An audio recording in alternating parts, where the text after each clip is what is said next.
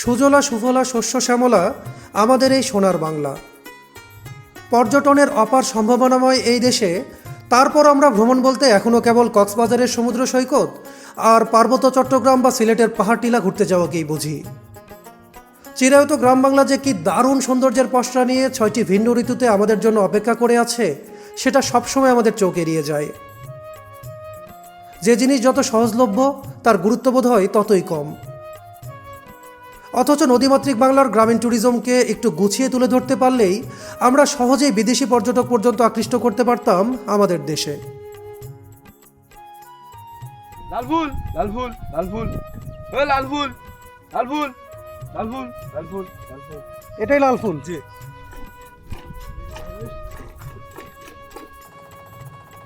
আজকের পর্বে আবহমান গ্রাম বাংলার অপূর্ব সুন্দর এক গ্রামীণ জনপদের ভ্রমণ অভিজ্ঞতা তুলে ধরব আপনাদের মাঝে।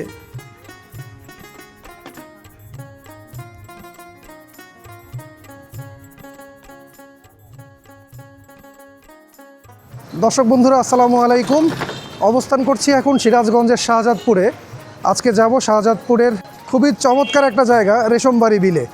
এখন শুকনার সময় বিল দেখার জন্য যাচ্ছি না ওইদিকে, এখন যাব ওই পাশে বড় বাথান ভূমি দেখতে, বাংলাদেশের সবচেয়ে বড় বাথান ভূমি। বাথান কী জিনিস, রেশমবাড়ি কী জিনিস, এটা পুরো ভিডিও জুড়ে জানতে থাকবেন। আমরা অলরেডি দেরি করে ফেলেছি, ভোরবেলা যাওয়ার কথা ছিল, এখন তো 8:30টার মতো বেজে গেছে। আর এখানে সময় নষ্ট না করি, শাহজাদপুর বাজারে আছি। এই যে এখান থেকে একটা অটো ভ্যান আমরা ঠিক করে নিয়েছি। অটো ভ্যানে করে আমাদেরকে বাথানের যে ঘাট আছে ওই পাশে বুড়ি পোতাজিয়ার ওইদিকে, সে পর্যন্ত নিয়ে যাবে। ওয়ান টেক ইন্ট্রো নিয়ে নিলাম, আগে মুভ করতে থাকি, পুরো ব্লগ জুড়ে অনেক স্টোরি শোনাবো। অপূর্ব, কী অবস্থা? কত দিয়ে ঠিক করলাম? 150 টাকা আমাদেরকে নিয়ে যাবে, একদম ঘাট পর্যন্ত নিয়ে যাবেন। ওর পরে পাথার পাবো? আচ্ছা বাবা, চলেন আর দেরি না করি।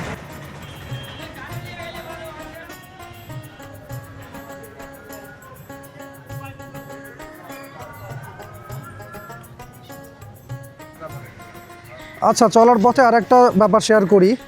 শাহজাদপুরে কিন্তু রবীন্দ্রনাথের সবচেয়ে বড় কাচারি বাড়িগুলোর একটি, রবীন্দ্র কাচারি বাড়ি, শাহজাদপুর সিরাজগঞ্জ, এই যে গেট, এটা অবস্থিত। আমরা এখানে আসবো, আগে রেশমবাড়ি থেকে ঘুরে আসি।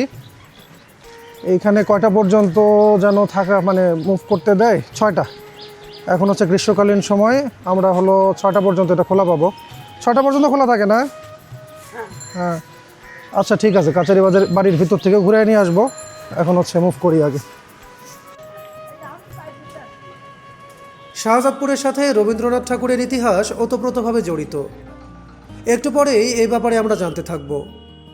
আর এইমাত্র আমরা উঠে গিয়েছি সিরাজগঞ্জ রোড থেকে শাহজাদপুর হয়ে পাবনামুখী হাইওয়েতে। এখান থেকে রেশমবাড়ি রাস্তাটা পৃথক হয়ে গিয়েছে।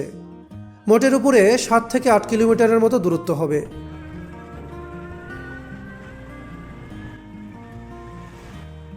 অদ্ভুত সুন্দর পল্লীপথ ধরে আমরা এখন চলে এসেছি পোতাজিয়া ইউনিয়ন সদরে। আশেপাশে তাকালেই বোঝা যাচ্ছে এদিকটায় এখন ধানের মৌসুম চলছে।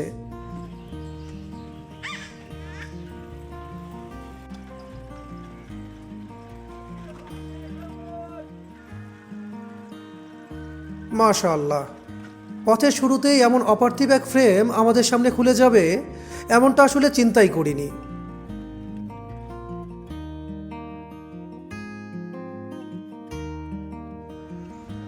আমরা পোতাজিয়া হয়ে যাচ্ছিলাম রেশমবাড়ির দিকে, আর পথের শুরুতেই এই চমৎকার বিস্তৃত ধানক্ষেত দেখে এখানে না দাঁড়ায় পারলাম না ভাই। আমার লাইফে মনে হয় আমি এত বিস্তৃত ধানক্ষেত দেখি নাই।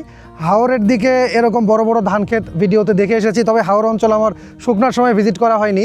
তবে রেশমবাড়ির এই যে আজকে যে জায়গায় আছি, এটা হাওরের সৌন্দর্যের চাইতে কোনো অংশে কম না, শুকনার সময় সৌন্দর্যের চাইতে। আর এই যে বিস্তৃত ক্ষেত দেখতেছেন চারপাশে, ড্রোন ভিউয়ে আরও ভালো বোঝা যাচ্ছে। আসলে ক্যামেরা আমি যেদিকেই ঘোরাবো, ঠিক আছে, সব দিকে এখানে ধান ক্ষেত। এই ক্ষেতগুলা নিয়ে আমার যে অটো ড্রাইভার মামা, উনি কিছু তথ্য দিবেন। এগুলা কার ক্ষেত ছিল মামা? এটা রবীন্দ্রনাথ ঠাকুরের জায়গায় ছিল। কত জায়গা দিছে এখানে? 1200 বিঘা। 1200 বিঘা জায়গা, সব হচ্ছে এই যে এই দিকে দেখাইলেন, তাই না? হ্যাঁ, এইদিকে। আর আমরা যে যাচ্ছি পাথারের দিকে যে যাবো, এরকম বড় বড় ক্ষেত কি আরো পাবো? বহুত পাবেন।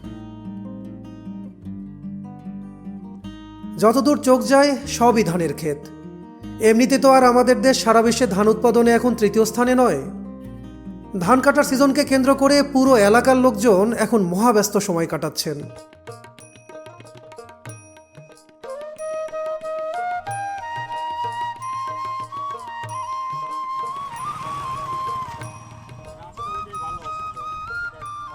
এইখানে যে বিশাল বিশাল সব ধান ক্ষেত, মেশিন ছাড়া কোনো উপায় নাই। এই ধান যদি শুধুমাত্র শ্রমিকরা কাটতে যায় তাহলে বোধহয় মাসের উপরে লেগে যেতে পারে। ভাই, এই আপনার যে এই ধান কাটা মেশিন, এটা একেবারে ক্ষেত থেকে ধান রেডি করে দেয় নাকি? হ্যাঁ, এটা ধান একদম উড়াইয়া দেয়, সব কিছুই করে দেয়। এটা আপনার এক বিঘা ধান কাটতে কত সময় লাগে? 1 বিঘা ধান কাটতে আপনার 30 মিনিট লাগে। 30 মিনিটে 1 বিঘার ধান একেবারে প্রসেস হয়ে যায়। প্রযুক্তির ছোঁয়া স্থানীয় কৃষকদের কাজ অনেকটাই সহজ করে দিয়েছে। এতে যেমন মূল্যবান কর্মঘণ্টা বেঁচে যাচ্ছে, তেমনি ফসলের উৎপাদন খরচও কমিয়ে আনা সম্ভব হচ্ছে। তবে একটাই সমস্যা, ঝড়ে শুয়ে পড়া ধান খেতে এই মেশিন কোনো কাজে আসে না। তারপরও প্রযুক্তির ছোঁয়া অত্র এলাকায় আশীর্বাদের মতোই এসেছে। না হলে আগে বহু দূর দূরান্ত থেকে শ্রমিকের যোগান প্রয়োজন হতো এসব মৌসুমী সময়ে। খরচ শ্রমিকের খরচ মেলা 1 বিঘায় প্রায় 8,000, 9,000, 10,000। আর এই মেশিনে করলে কিরকম? 3,000, 2,500। এখন আপনাদের এখানে শ্রমিকের খরচ কত যাচ্ছে দিনে? শ্রমিক 700, 800। 700-800, হাজারে ওঠে মাঝে মাঝে। হ্যাঁ, মাঝে মাঝে এরকম। এটা হলো শ্রমিকের একদম সর্বোচ্চ মজুরির সিজন। আমরা এখন রেশমবাড়ি গ্রামের ভেতরে চলে এসেছি। এখানে চারপাশে দেখে মনে হচ্ছিল প্রতিটি বাড়ি যেন এক একটি খামার বাড়ি।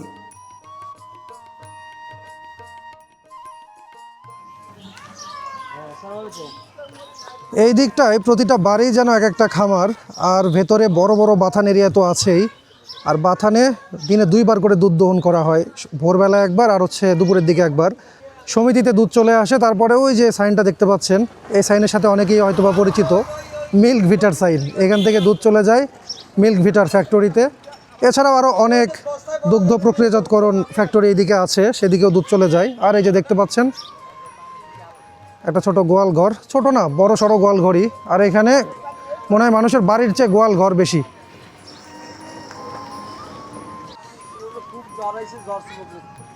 আপনাদের এই এলাকা ব্যাপারে একটু আমাদেরকে তথ্য দেন। এখানে প্রতিটা বাড়িতেই প্রায় গরুর খামার দেখতে পাচ্ছি, আবার বর্ষাকালে এখানে পানি উঠে যায়। সব মিলে আপনারা কিভাবে এগুলো ম্যানেজ করেন? আমরা এই খরা মৌসুমে আমাদের গরু এই নিচে থাকে, আর হলো বর্ষাকালে হলো গরু সেট করা আছে, সেই সব উঁচা জায়গায় সেট করা আছে, সেখানে গরু থাকে। শুকনার সময় তো পাথার থেকে ঘাস খাওয়াই নিয়ে আসার একটা সিস্টেম আছে, হ্যাঁ, আছে। এটা বর্ষাকালে কেমনে মেনটেন করেন? বর্ষাকালে আমরা ওই শুকনো কাঁচা ঘাস পাই না, আমরা শুকনো খ্যার দিয়ে, সাইলেজ দিয়ে, খোল দিয়ে এগুলো গরু পালি আর কি।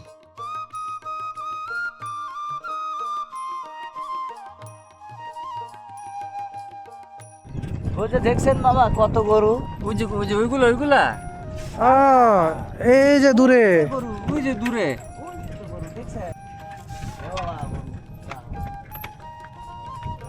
এই গরুটার নাম কি নাম?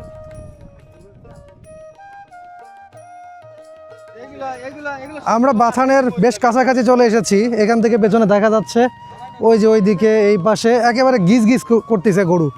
চারপাশে বিস্তীর্ণ ধান ক্ষেত, দূরে গরুর বাথান। ভাই, নদীমাতৃক বাংলার পল্লী প্রকৃতির ব্যাপারে আমরা যেটা জানি, নদী থাকবে, গরু থাকবে, ধান ক্ষেত থাকবে, এই জিনিসটা একেবারে পুরোপুরি সমন্বিত রূপ দেখতে পাচ্ছি রেশমবাড়িতে।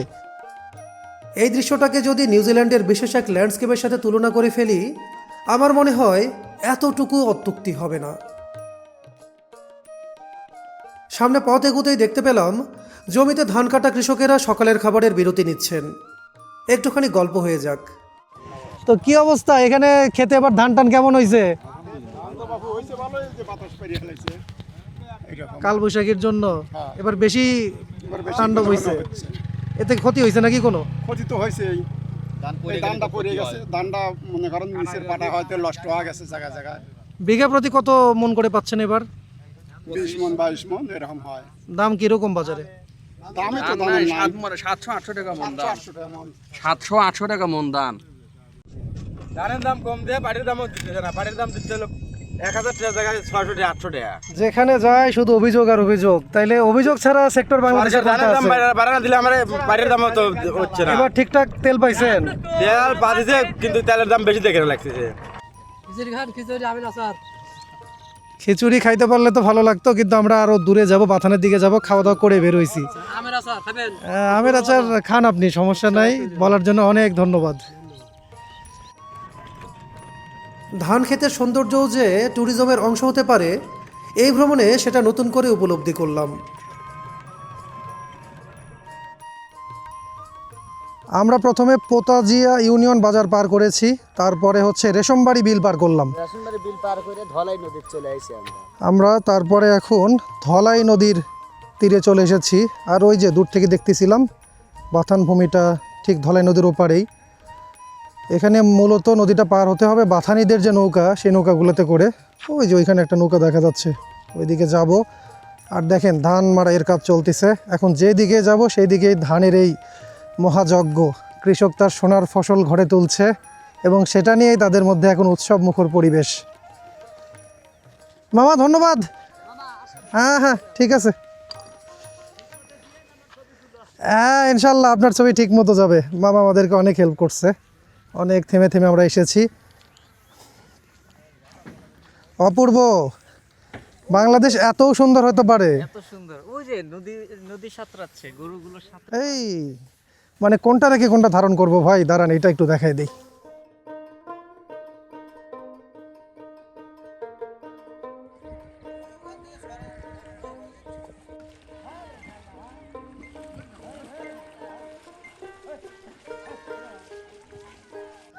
এখানে ব্যাপার হচ্ছে ভিন্ন ভিন্ন সমিতি আছে মিল্ক ভিটার আন্ডারে, এবং তাদের অধীনে আলাদা আলাদা বরাদ্দকৃত তৃণভূমি আছে।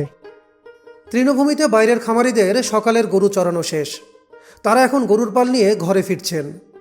শুধু বাথানিরাই দিনরাত 24 ঘন্টা পাথারে অবস্থান করেন। আপনারা বাড়ি থেকে গরু এখানে চড়াতে নিয়ে আসছিলেন, এখন নিয়ে চলে যাচ্ছেন। হ্যাঁ জি, কয়টা গরু আছে আপনার? আছে 12-13টা। এইগুলো হচ্ছে কাকার গরু। এখানে আসলে সবাই ব্যস্ত, সকালবেলা দুধ দোহাইয়ে এখানে এসেছিল। চারণভূমিতে গরু চড়ানোর পরে সাঁতরে তাদের গরুগুলোকে আবার নিয়ে যাচ্ছে বাড়িতে।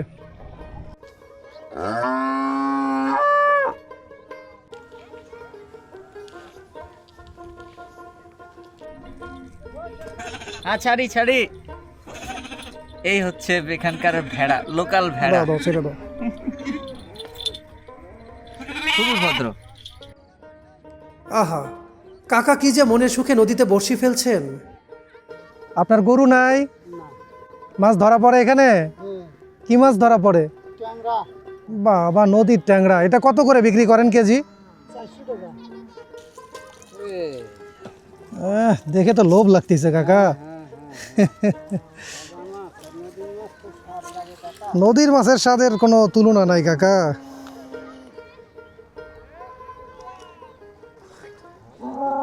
এখানে ধলাই নদীর যে প্রবাহটা পার হতে হয়, এই প্রবাহ পার হওয়ার জন্য একমাত্র উপায় দড়ি টানা এই নৌকা। বাথানিরা, খামারিরা এই নৌকায় করেই নদী পারাপার হচ্ছে। এখানে যে ভিডিও নিতে নিয়ে 2-3 বার নৌকা মিস করে ফেলেছি, এইবার আগে নৌকায় উঠে যাই।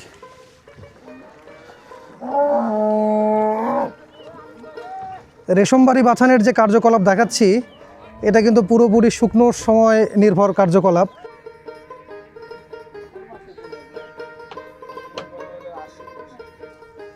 এখানে গাড়িও আসতেছে দেখি। ওই পাশে কি ভাই কোনো বসতি আছে? হ্যাঁ আসো, পাবনা শহর।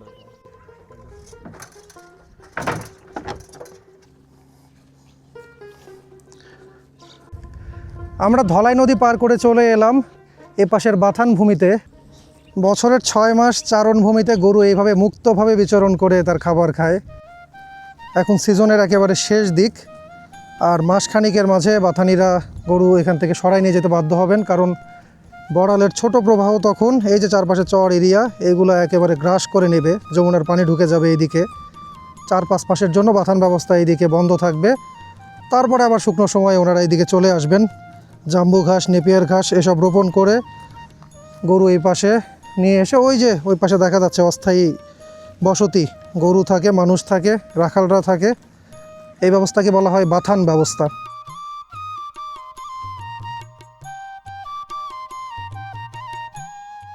বেলা বাড়তে থাকায় বাথানিরাও গরুর পাল নিয়ে এগোচ্ছেন এবার। আমাদের আজকে ওনাদের যে দুধ দহন করবে দুপুরের পরে, সে দুধ দহন দেখে সে দুধগুলা কীভাবে প্রসেসিং করে মিল্ক ভিটার লোকজন নিয়ে যায় সেগুলা দেখব। সো এখানে লাঞ্চটা ওনাদের সাথেই করতে হবে। কথা বলছে যে আল্লাহ রিজিকে যা রাখছে আমাদের সাথেই খেয়ে নেবেন। এই দৃশ্য ভাই এইভাবে এক্সপ্লেইন করার মতো না। এখানে এলে হয়তোবা একটু কষ্ট হবে, একটু দুর্গম পরিবেশ, কিন্তু যে অনুভূতি পাবেন আপনার বাংলাদেশি সত্তা অন্যভাবে জেগে উঠবে মনে করেন। এটা কোন বাথানের ভাই?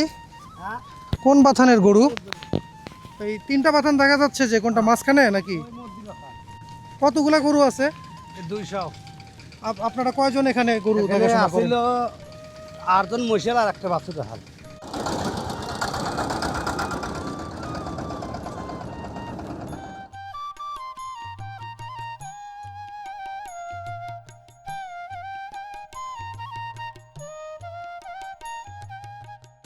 এখানে পাশাপাশি যে 3টা বাথান আছে তার মাঝে আমরা মাঝখানের বাথানে ঢুকে পড়তেছি।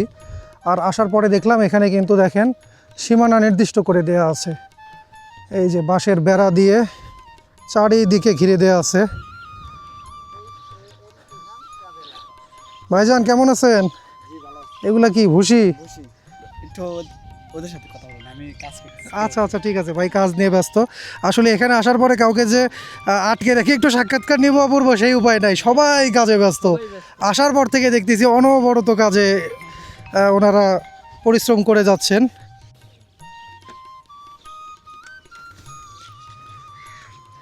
এখানে গরুর এরিয়া পার করে ভেতরের দিকে যে ভাইরা পরিচর্যার কাজ করেন ওনাদের থাকার ব্যবস্থা।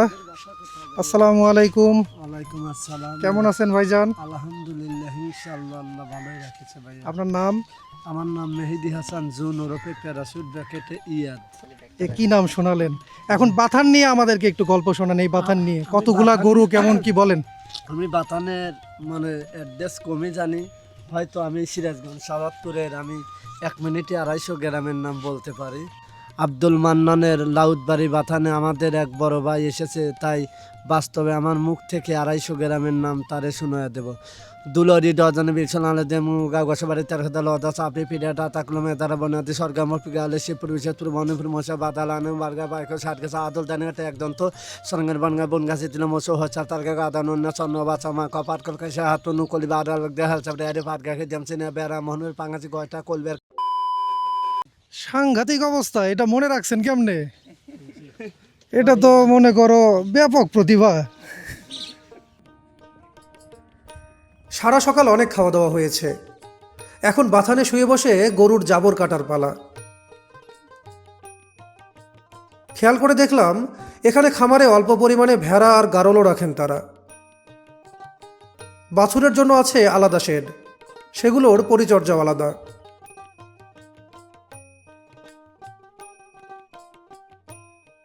সকাল থেকে আপনাদের কর্মপ্রণালী বলেন তো, কি করা লাগে বাথানে সকাল থেকে রাত পর্যন্ত? মোটামুটি ফজর আজাদার পর থেকেই মনে করেন গাভী পানানি লাগে। গাভী পানানির পরে গাভী দোয়ানি শেষ হলে তারপরে গরু দানাদার কিছু খাদ্য দেওয়ায়, খাদ্য দেওয়ার পরে মনে করেন যে চরণভূমিতে নিয়ে ঘাস টাস খাওয়া নিয়ে আসার পরে এখন গরু চেগারে উঠে পড়ছে। এখন গরু রেস্ট করবে, আবার 3টের ওই দিক দানাদার খাদ্য দিয়ে আবার গরু দোয়ানি লাগবে। নিরাপত্তা নিয়ে কোনো সমস্যা নেই? না এখানে কোনো নিরাপত্তার কোনো নেই। আচ্ছা, আপনার নাম? আমার নাম মোহাম্মদ আতিকুর রহমান। বাথানিদের কাজের যেন কোনো শেষ নেই, ওনারা সবাই একসাথে খেতে বসেন না, এতগুলো গরুর দেখাশোনা করা বলে কথা।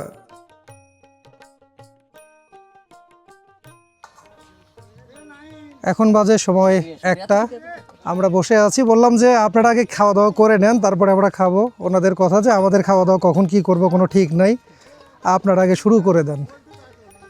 বাহ, এই চালটা কি চাল ভাই? আপনার ওই চাল পুরোনো চালই, কিন্তু চালটা মেলা দিন ঘরে আছিল। ও আচ্ছা, চাল ভাতে পারে।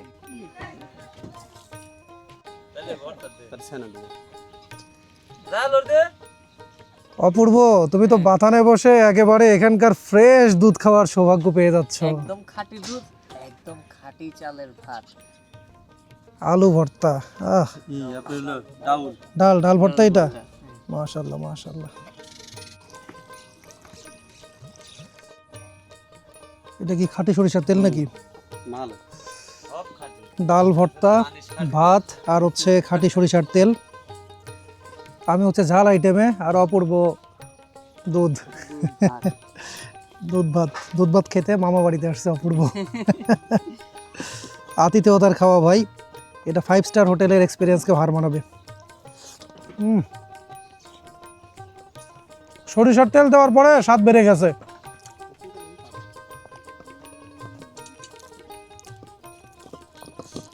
রান্না বান্না তো এখানেই হয় সব, না? ওনাদের থাকা খাওয়া সব কিছু এখানে। পুরোপুরি 6-7 মাস এই যে বাথানে চলে আসে, এই সময়টা পুরোপুরি বাথান কেন্দ্রিক কাটে ওনাদের।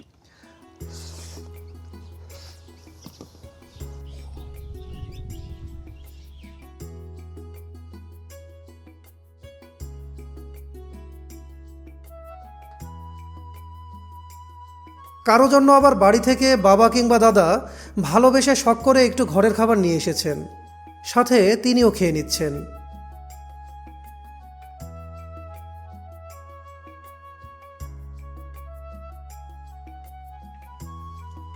এবার বিকেলে দুধ দহন করার আগে গরুকে আরেক দফা খাবার দেওয়ার পালা।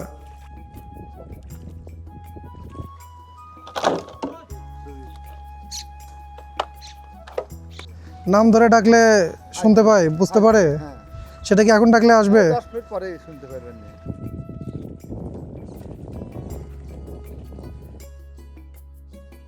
খাবার খাওয়ানো শেষে গরুর পালকে এবার দুধ দহনের জন্য খামারের একটা নির্দিষ্ট পাশে নিয়ে যাওয়া হচ্ছে। লালফুল লালফুল লালফুল ওই লালফুল লালফুল লালফুল লালফুল লালফুল। এটাই লাল ফুল। জি। এই ডাকগুলা কিভাবে বুঝতে পারে? এটা ভাই আমরা আগে থেকে এটা নাম ছিয়ে দিই। আর মা এবং বাচ্চা দুজনের একই নাম রাখো বোধহয়, না? এটা বলতেছিল। এই নামটা আগে থেকে আমরা ছিয়ে দিই। এই ডাব্বাগুলা কত লিটারের? এটা 42 লিটার। 42 লিটার। তোমাদের কিনতে হয় নাকি সমিতি থেকে দেয়? না এটা নিজেরা কেনে আবার সময় দিতে হবে। প্রথমে বাছুরকে দিয়ে একটু দুধ খাওয়াই নেওয়া হচ্ছে, এতে দুধ দ্রুত আসে, না? ওলানে দুধ দ্রুত আসে। তোমরা কি কোনো মেশিন ব্যবহার করো? না না না, আমরা ছোটতেই এই হাত দিই হাতি মেশিন। মেশিন। এটাই বলতেছিল আর একজন ভাই যে ওনাদের হাতি মেশিন। হ্যাঁ, মেশিনটা আরো ক্ষতি হয়। ওলানের ক্ষতি হয়। হ্যাঁ হ্যাঁ, এই কাছে যাবে। অথচ ছোট 10, 12, 15 গরুর খামারেও এখন মেশিন ছাড়া দুধ দোহানোই হয় না। আর এখানে দেখেন শত শত গরুর বাথান, হাত দিয়ে ওনারা সব কাজ ছাড়েন। কয় লিটার দুধ দেয়? এটা 10 লিটার দুই বেলা, মানে সকালবেলা 5 লিটার, বিকালবেলা 5 লিটার। এই যে গরুগুলো আছে, ওই যে সামনে একটা গরু আছে বড় গরু, হ্যাঁ হ্যাঁ, ওটাও দুধ অনেক হয়। ওটা দুধ বর্তমান 15 লিটার দুধ হয়। ওই গরুটা 15 লিটার দেয়। 15 লিটার।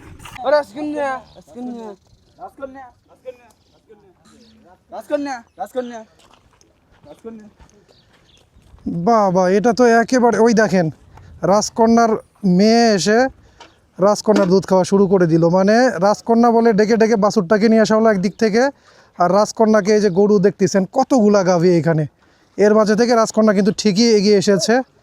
2টা পা বেঁধে নেওয়া হলো, এখন রাজকন্যার দুধ দহন করা হবে। অন্য কোনো গাভীর কাছে যায় না। জি না, যদি এখানে ধরেন 100 গরু আছে, যে যেটা বাছুর হেডের কাছে যায়। আল্লাহর কি লীলা খেলা।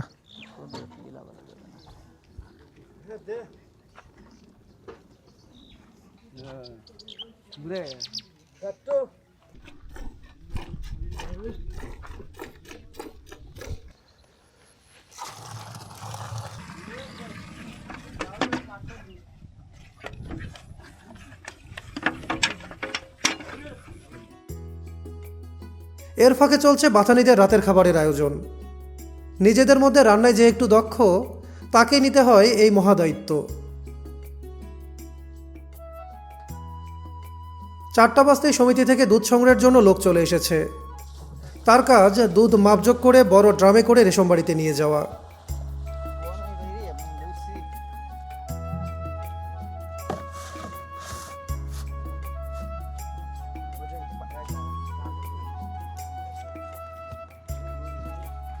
আমরাও বাথান থেকে বিদায় নিচ্ছি এবার। এখানে কাটানো একটা দুপুর বহুদিন স্মৃতির পাতায় থেকে যাবে। আমরা এখন এই যে দুধ নিতে এসেছিল সেই ভাইয়ের নৌকাতে করে চলে যাব। কাকা দেখা হবে আবার। আচ্ছা, আসসালামু আলাইকুম।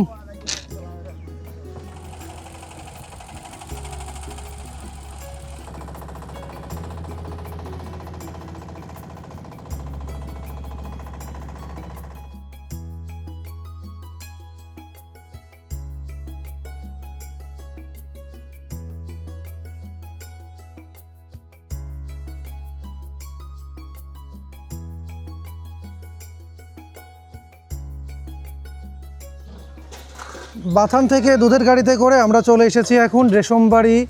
এটা হচ্ছে দুগ্ধ ভবনে। বিভিন্ন জায়গা থেকে দুধ এসে এই যে বিকেলের লটে এখন হচ্ছে এখানে দুধ জমা হচ্ছে।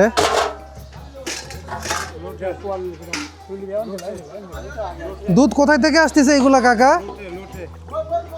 বাথান ছাড়া এমনি বাড়ি থেকে আসতেছে না, বাড়ির খাবার থেকে? আমরা প্রকৃত খামারির নিকট হইতে দুধ সংগ্রহ করে থাকি। এই দুধগুলা একত্রে আমরা কালেকশন করে মিল বিটাতে সরবরাহ করি। মিল বিটাতে সরবরাহ করে মিল বিটা সারা বাংলাদেশে বাজারজাত করে। বাজারজাত করার পরে আমাদেরকে প্রতি সপ্তাহে আমাদের বিল দেয়। 1 লিটার দুধ উৎপাদন করতে খরচ হয় হলো 50 টাকা, আর গোখাদ্যর দামও 50 টাকা। এইখানে আমাদের খামারিরা কোনো ক্রমেই পোষাতে পারতেছে না।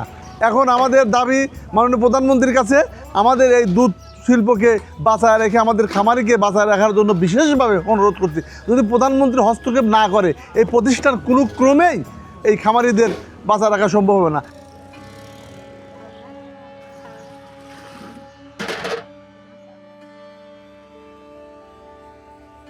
রেশমবাড়ি থেকে ফিরে আমরা সরাসরি চলে এলাম শাহজাদপুরের প্রাণকেন্দ্রে অবস্থিত রবীন্দ্র কাছারি বাড়িতে।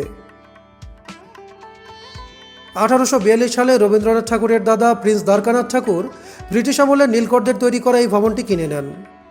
রবি ঠাকুর 1890 সালের দিকে প্রথম এখানে আসেন।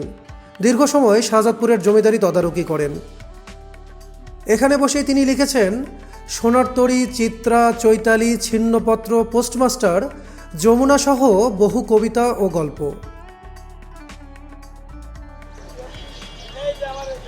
শাহজাদপুরে রবীন্দ্র কাচারি বাড়ির ঠিক পাশেই একটা হাট বসেছে।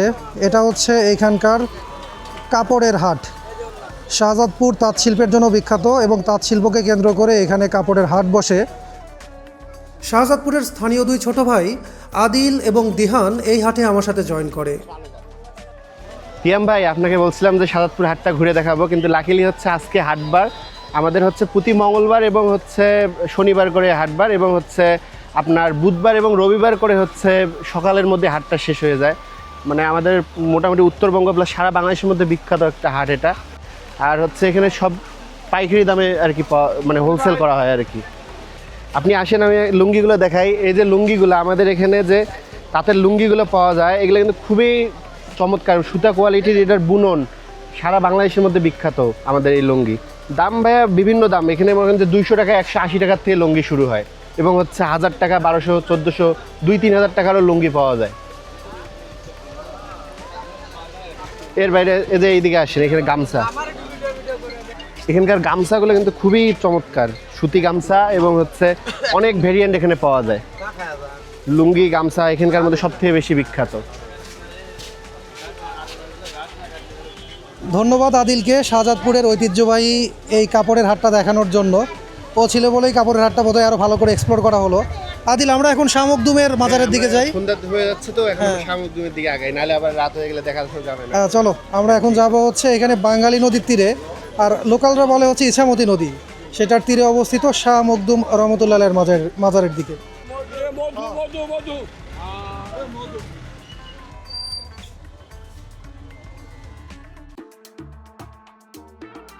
শাহজাদপুরের ইতিহাসের গভীরে আছে এক সুফি সাধকের স্মৃতি। এখানে অবস্থিত হজরত মখদুম শাহদৌলা শহীদ ইয়ামিনী রহমতুল্লাহের মাজার, যাকে ঘিরে শত বছরের লোককথা, আধ্যাত্মিকতা আর ইতিহাস আজও জীবন্ত। প্রচলিত আছে ইসলাম প্রচারের উদ্দেশ্যে বহু আগে ইয়েমেন থেকে বাংলা এসেছিলেন এই সুফি সাধক। তার শাহজাদা পরিচয় থেকেই ধীরে ধীরে এই জনপদের নাম হয়ে ওঠে শাহজাদপুর। প্রাচীন দরগা, পুরনো মসজিদ আর শান্ত পরিবেশ মিলিয়ে জায়গাটি যেন সময়ের এক নীরব সাক্ষী।